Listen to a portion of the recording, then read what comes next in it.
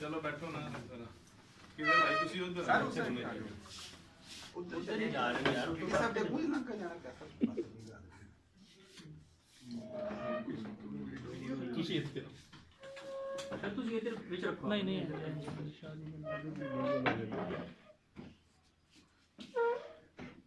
किधर भाई तेरा एक मिनट ठहरो बना लेने दो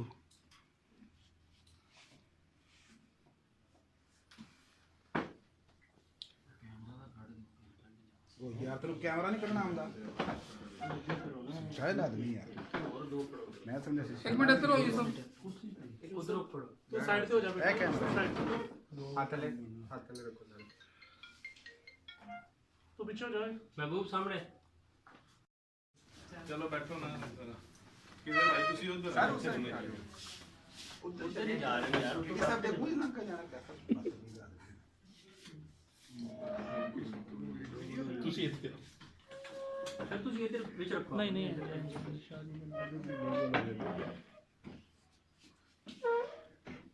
किधर भाई तेरा एक मिनट ठहरो बना लेने दो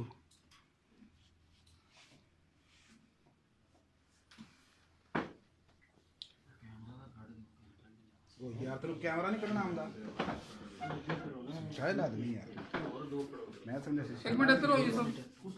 उधर ऊपर तो साइड से हो जा ए कैमरा हाथ ले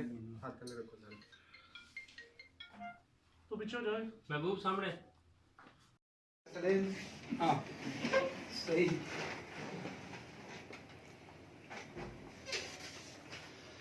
डीजी साहब सही फोटो बनाएगा सर करो अगे जरा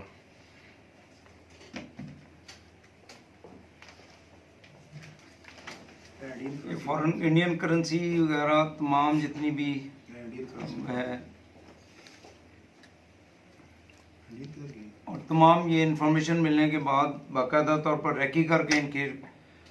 रेड किए गए हैं और 6 अफराद गिरफ्तार किए गए हैं। इन पर 6 एफआईआरें दी जा रही हैं और ये इवन ये करोड़ों की रकम बन जाती है जो अगर देखी जाए तो यही हवाला होने के रेफरेंस से FATF की जो ग्रे एरिया में पाकिस्तान आ रहा है उसको ग्रे एरिया से हटाने के लिए बाकायदा तौर पर ये कोशिश की गई है और इंशाअल्लाह ताला मज़ीद भी गिरफ्तारियाँ अमल में लाई जाएंगी और जहाँ तक मैक्सिमम कोशिश होगी कि तमाम हवाला हुंडी में मुलव्वस अफराद को आईनी हाथों से इनको डील किया जाए, इनको गिरफ्तार किया जाए और इनके खिलाफ एविडेंस जो आई है उसके खिलाफ सख्त से सख्त केस मजबूत बनाकर इसे सख्त सजाएं दिलाई जाएं।